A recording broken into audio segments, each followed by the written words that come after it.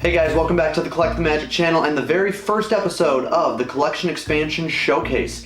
As many of you know, I am a collector of many things, not only Vinylmation, Funko Pops, all sorts of things, but primarily Disney items. I will collect pretty much any sort of vintage Disney item that I find, toys, games, whatever. I'm also a big collector of board games and many other different kinds of collectibles from the 70s, 80s, and 90s. Big pop culture collector. If it is either Disney or a recognizable licensed product, either by Disney, Warner Brothers, pretty much any sort of licensed character, movie, TV show, whatever, I might be a fan of it and I might pick it up. So, as you can imagine, because I collect a lot, I go out to thrift stores, flea markets, garage sales, and so much more.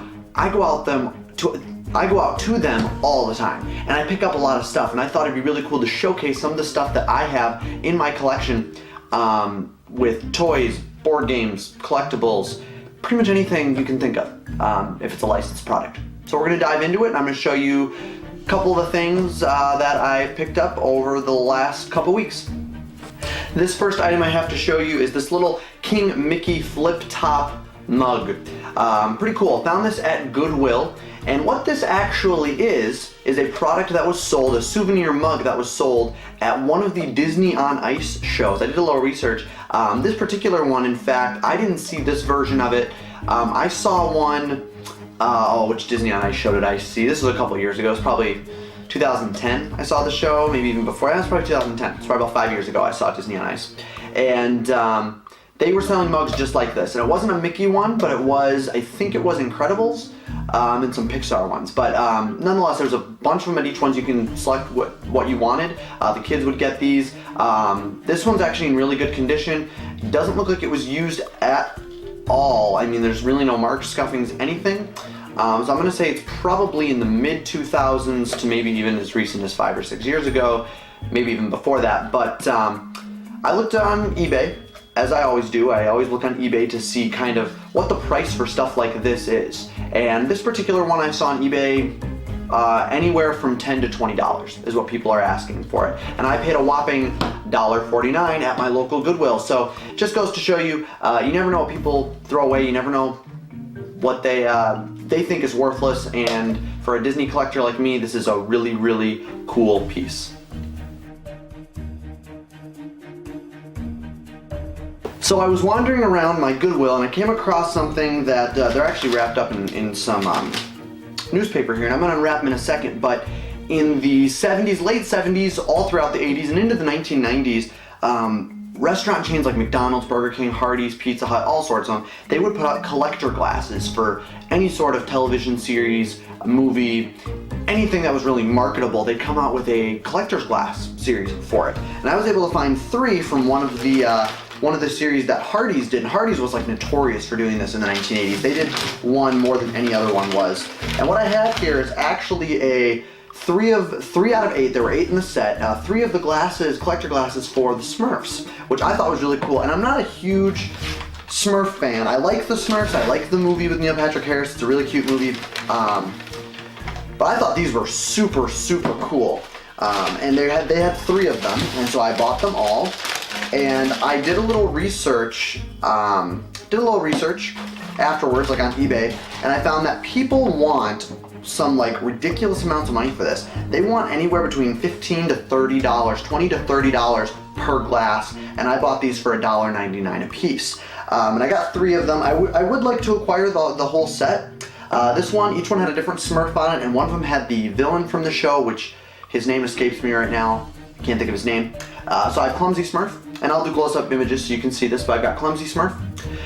Each one has the name on it, and then it also has Smurf on the back, and these were done in 1983. So for being a 1983 glass, the graphics on here are in amazing condition. I don't think these were ever used. If they were done very well, cleaned very well. Then we got Handy Smurf, and Handy Smurf's got some gunk in the bottom of his glass. The other 2 don't look as bad, but Handy Smurf's got some gunk in his glass. But I'm not going to drink out of these anyway, so I'm not going to worry about it. These are just going to be for display purposes. We got Handy Smurf, and then we also got Harmony Smurf. And I ended up going to a thrift store a couple days ago, and I went up to their glasses section because now I realize that I can look for these.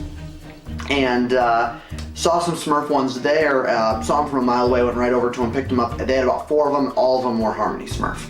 And they were all in worse condition than the one that I have. So yeah, somebody obviously donated these, thought they were worth nothing. I picked them up, and they're very cool additions to my collection. Like I said, pretty much anything licensed characters from the 1980s and 90s I will collect, even 1970s. Clumsy Smurf, Handy Smurf, and Harmony Smurf, the Smurfs. Next up, I got something kind of unique to show you. I got 2 plastic lunchboxes here. And the reason why I grabbed these is because they're Disney, but besides the fact that they are Disney, they're also very, very cool. I never understood why people collected plastic and metal lunchboxes. Never really understood that. And I was watching a video on YouTube of another gentleman who does very similar to what I do. He goes out and he just hunts for things, and if he likes it, it's a licensed product and something, he's gonna pick it up. And he's a toy collector, board game collector, just like me. And he was talking about lunchboxes and how they don't get the love they deserve because the artwork on them are just incredible, and you're not going to understand until you actually see one in person. And he was absolutely right. I'm now addicted to these things because I think they are so, so cool if the artwork is that great. So the first one I'm going to show you is right here.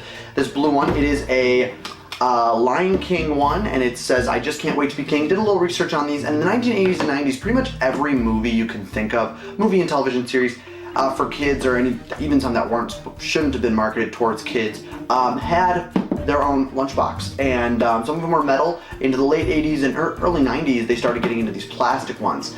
And they usually came with a thermos. Mine, unfortunately, does not have a thermos with this Lion King one. That's okay, it's not a big deal, I don't mind. Paid $3 for both of these. $3 a piece. And that was a steal for me because I went back. These on eBay are going for 15 bucks, 10 to 15 bucks without thermos, 25 to 30 with thermos, and I paid $3 a piece. So I don't think I'll sell them, at least not at this point, but they're really cool. The sticker on this one is beautiful condition. They made a few more for the Lion King. They made one with the Hakuna Matata scene, they made one with Circle of Life, and they made one with Can You Feel the Love Tonight? And I think that's all they did. I think they just did 4 of them for the film.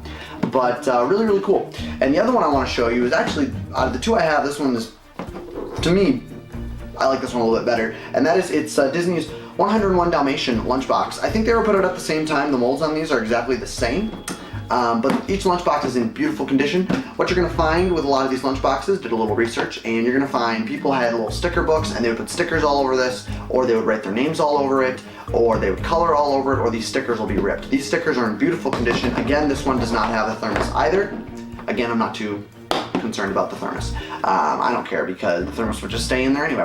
It's not going to get seen, so I don't mind. But a couple cool little pieces there. The 101 Dalmatian one is, I think, a little bit older than this one, but I think they were both put out around the same time period, but I think this one's a little bit newer. There's really no scuffing on this one. This one's been through a little bit more of a, it's got a few more marks on it than the Lion King one does, but in all, they're beautiful, beautiful pieces, and they will definitely be welcomed in a display, so cool little piece. Last thing I have to show you today is actually a board game. Because I'm a big board game collector. And this is a game that I've been looking for quite a long time now, actually, and it's been on my radar. I've seen it a couple times, pieces are always missing. Ended up finding it at Goodwill, picked it right up off the shelf, knew exactly what it was, picked it up, looked through it. It was missing a couple pieces, nothing that I couldn't replace, still playable. And this is Jumanji, the game. Jumanji, for those of you who lived under a rock in the 1990s or weren't born or just have no idea what Jumanji is, it was a movie based on a book. And the movie was about a board game starring Robin Williams, and this game, you played the game, and it was a jungle-themed board game. And as you play, the things come to life. So if you rolled the dice and a message popped up in the little thing in the middle of the board saying monkeys are going to show up, well, monkeys are really going to show up in your house. That was the concept of the movie. They play a game, they have to finish the game to make everything go away. Really, really cool movie. If you have not seen it, highly recommend you see it. Great Robin Williams film. But they made a board game on it, and it's really cool. They made it similar to the movie, and I'm just going to briefly kind of show you a little bit. We're going to feature this on an episode of The Boardroom coming up, so stay tuned for that. But it had the instructions, which is always difficult to find games, vintage games, even from the 90s. And I know some people wouldn't say this is vintage, but it's old enough where it's 20 years old. This game was made in 1995. So, I mean, to find a game with instructions in condition, it's always nice. The board itself is huge, and just to give you an idea, that's the board. pretty big board. There is a decoder right here that actually, you have a bunch of cards, and this was not in this good a condition. Like, I took a little bag and put all these pieces in there, and it has a little timer. And let me find one that actually is from the from the movie. So, because a lot of these cards are actually from the movie. Let me just find one that's somewhat from the movie. Sure, here's one. So what you do is you take this little decoder piece, and if you grew up in the 80s and 90s, you know what this is. It's this little red screen here. When you put it through the red screen here, with this little red markings, and underneath it is blue writing. When you put it underneath the red decoder, the red goes away, and you can read it, and you can read the blue writing, and this one says, "His fangs are sharp, he likes your taste, your party better move post haste." And of course that is the line from the film. That's actually one that was from the and all of the cards from the film are in here, as well as a bunch of new ones that they made specifically for the game. It's a cool game. I played it with one of my friends, and we are going to be playing this on the boardroom, so you will definitely get an opportunity to see this being played. One of my best finds ever, in my opinion, because I love Jumanji. I think it was, it was kind of a no-brainer to make it into a board game. But that was definitely one of the board games that will go into the collection, and it was a really cool find. That was Jumanji. Well, there you have it, guys. That is the first episode of the collection expansion showcase, just showcasing some of the stuff that I found over my travels at flea markets and garage sales and thrift shops and things of that nature. If you're interested in doing stuff like this, go out and do it. It's not that expensive to get into. It's a really good hobby to start, and you can find some really good things at Goodwill. Most of these things I found at Goodwill. The Mickey mug I found at Goodwill. The Smurf glasses I found at Goodwill. The Jumanji game I found at Goodwill, and the 2 Lunchboxes I just found at a thrift shop. But you can find really good things at thrift shops, Goodwills, yard sales, garage sales. You'd be amazed at what people just donate and throw away because they think it's worthless, and it's actually some of the coolest stuff from the 70s, 80s, and 90s. I mean, some of these products, they just don't make stuff like this anymore, and it's really cool to own a little piece of history, and especially when it's licensed and has a really cool character on there, like the Smurfs, or like, the Disney Lunchboxes, or even the Jumanji game. I mean, that was just cool. That's a cool little piece.